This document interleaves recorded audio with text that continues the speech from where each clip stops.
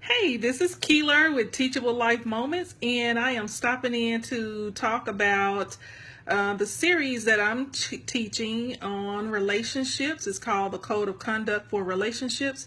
And so we just had our first session on this first Sunday of this month, and I just kind of want to do a quick recap of what we kind of talked about and to share that information with you. Hopefully you will find it beneficial. One of the things that we talked about was the state of relationships, and in that I went down and kind of gave an overall review or overview of the current state of relationships as we know it. We know that our God is a relational God, and as a result, we are relational beings. In the scripture, it talks about how God said that it's not good for man to be alone. And so in relationships, however, there are times when we experience certain situations where we wonder, God, did you really mean that? Because sometimes having a relationship with someone romantically, with family members, co-workers, associates, and what have you, sometimes it can be difficult, it can be challenging, and it can sometimes not feel so good. But at the end of the day, God did mean for us to be relational because He is relational.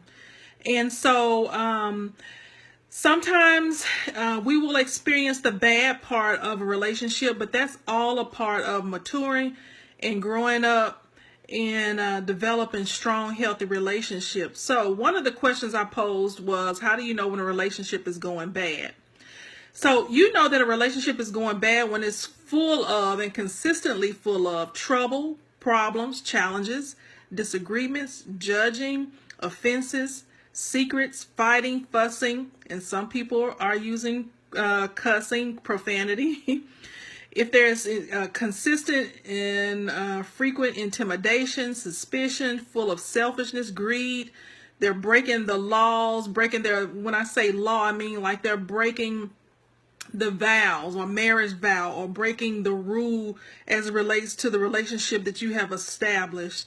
There's inauthenticity, which is a bunch of lies, the counterfeits. There's disloyalty, a lack of commitment, a lack of sacrifice. It's full of denial. No one wants to own their faults. There's carelessness, fear, deception, infidelity, backbiting, betrayal, hatred, tears, unforgiveness, bitterness, regret, disappointment, mistreatment, distrust. Then that causes trust issues.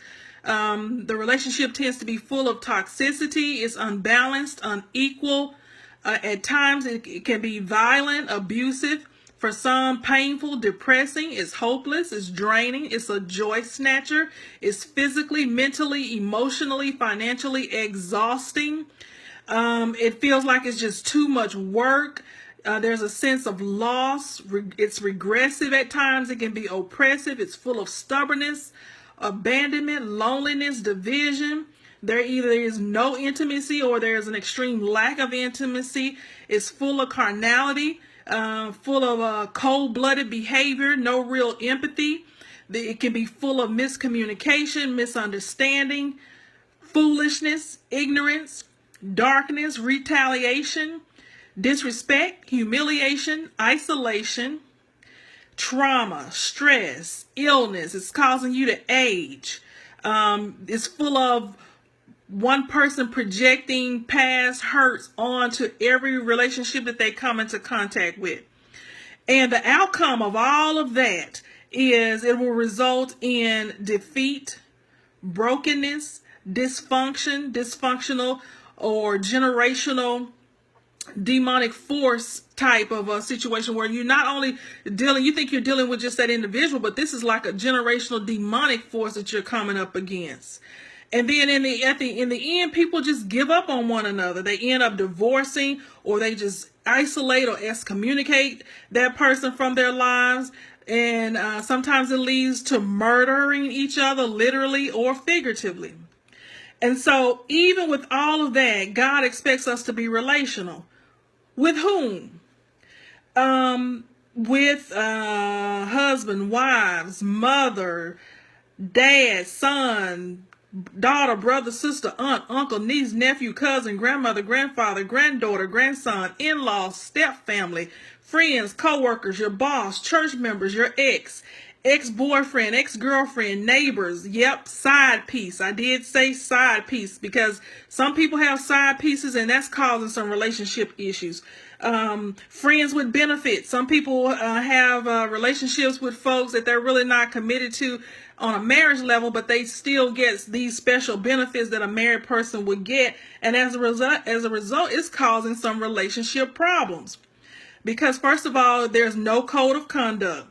What other relationship types do we have? Relationship with God. I'm finding that a lot of times when people don't have strong, healthy, solid relationships with God, it carries over into their other relationships. What is your relationship with your body, your money, your relationship with other women, men? What is your relationship with your own life? What is your relationship with your feelings, with your weaknesses, your failures, your choices, with your career or your work? So as you can see, we have a whole lot of relationships that we find ourselves interacting with on a daily basis. But is there a code of conduct of how we conduct ourselves? Because I'm finding that a lot of people simply do not know how to interact with one another. They don't know the rules, or they don't know your rules. And then if we don't already have our own set of a code of conduct established as it relates to relationships, then we will find ourselves taking stuff that we shouldn't take, or what we ordinarily wouldn't put up with. We'll find ourselves putting up with it because we do not have a code of conduct. And a code of conduct is designed to help us to know how to function so that everybody operates properly, so that nobody is extending beyond the boundary, because some people act like they do not understand boundaries. They have no clue what a boundary is. And so as a result, relationships are suffering.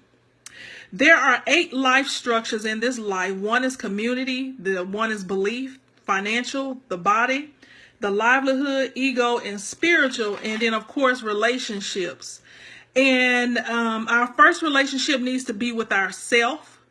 It needs to be an honest, authentic relationship with ourselves and with God. That is our primary relationship. And if you don't know yourself, then how can you be a person that gives your best to someone? So we want to be able to have that real, authentic, and that honest relationship with ourselves and with God. And if you have that, then it will help you to better interact with those that you come into contact with. So what is, let's see, where do I want to go next? What is, let's see, I got on here, the state, define the state of being connected or related or associated by blood, marriage, kinship, the mutual dealings or connections or feelings that exist between two parties, countries, people, business relationships, an emotional and or connection between people, or a sexual involvement or an affair. So that is the definition of what a relationship is. And it can be an emotional relationship. It can be a business relationship. Some people, as I said, have that sexual relationship. Whatever it is, at some point, you're going to be challenged on whether or not their relationship is going to be healthy, whether or not you're going to be able to grow it from unhealthy to a healthy state. And a lot of times it basically takes maturity. And most of us, if we get the tools to know how to mature, then that helps us to have those healthy relationships that we need to have. Once we mature in the life structure of relationship, then we become a person that moves from being a taker to a person that participates. And then once we stabilize that relationship life structure, then envy and jealousy and rivalry, all that stuff begins to dissolve, and we learn how to bless one another, even when they're not acting at their best to us. Because sometimes you can be giving your best to people. You're respecting the boundaries, but they're not giving you their best. But when you have matured in the life structure, which is one of them is relationship, then you're able to not have that envy, that jealous. You truly have a pure heart about that person, even if they don't treat you in the best way that you deserve. You know, when we try to get from each other, that's a drain if you're always a taker. But if you're a person that participates and you give and you've matured in the relationship life structure, then you're a person that just love to love. And people wonder, how do you put up with that? That person did this or said that about you. And then you tend to be a person that just shake it off and don't make a big deal out of it. It's because you've matured in that life structure of relationship. So the first 3 code of conducts that we discussed in our first session, the first one was know yourself. You have a responsibility to give people the very best of you. And if you don't know how to demand honesty from yourself, then you'll walk around with a certain level of self-deception. And there are a whole lot of people walking around here with some self-deception. You know, you got to be careful believing your own public relations campaign. You got to pay attention to your behavior instead of your words, because there are a lot of people around here, they're saying one thing, but their behavior contradicts it. The second code of conduct is know your blind spots. And I say that because ophthalmologists will tell you that everybody has blind spots, which means that there are certain things that you can't see that other people can see. For example, if you tend to be a person that never show up on time and you can't see that that's a blind spot, but a person you trust that considers trustworthy and honest, they will tell you that, hey, we can't depend on you to be on time.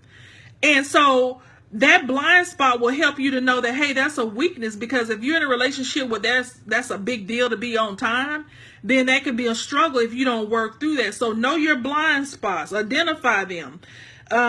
Get with people that you trust and value their opinions so that they can tell you what they honestly think about you. Do you tend to exaggerate stuff? Are you a person that has jealousy and often make hateful, judgmental comments? Those are the type of things that cause a relationship to be unhealthy. And blind spots can become barriers and stumbling blocks toward great relationships, because if folks are constantly telling you that, you know what, you gossip too much. But if you can't see that about yourself because it's a blind spot, then you're going to continue to have problems in relationships, because first of all, you're in self-deception because you don't know yourself, which is the first code of conduct. The second code of conduct, you don't know your blind spots, that you are a gossiper. And so every relationship you enter, that's going to become an issue because you have not owned the fact that that's what you are. So know your blind spots. If the same people keep saying a similar thing about you, then pay attention, because there may be some truth to it. The third code of conduct that we covered in the first session was keep it real. In other words, be straightforward. You know, take the mask off. So many people are in relationships with people that have on a mask. And so they are in love with that person that has that mask on. But the minute those signs and symptoms of an unhealthy person with an unhealthy character begin to come forth, then you're in shock, you're in disbelief, and it's because you fell in love with the mask. You didn't get the real them. And so be real with people, be vulnerable. It's not a sign of weakness. Some people don't want to be vulnerable because they feel like it's they're not protecting themselves. If they're if they're being vulnerable, they're not protecting themselves. But let people see the real you. That way they know that they're getting something true and authentic and not a pretender. You know, be intimate with people, not just on a physical level. So many people are quick to get intimate with folks, and then they later on want to find out more about that person on a physical and emotional level, or a mental level, so to speak, or a spiritual level, after they've been with them physically. No, that's backwards. Find out who they are intimately on a spiritual level, you know, before you start getting real intimate, because that's backwards and it creates problems in a relationship.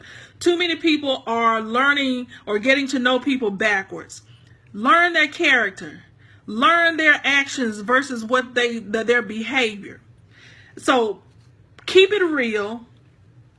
Look for these qualities in every relationship that you're considering, because if you don't, you'll repeatedly continue to have the same problems because you don't have a code of conduct. And the code of conduct helps us to make sure that everybody's behaving accordingly, so that nobody gets out of line, and so that there's not any major issues in the relationships.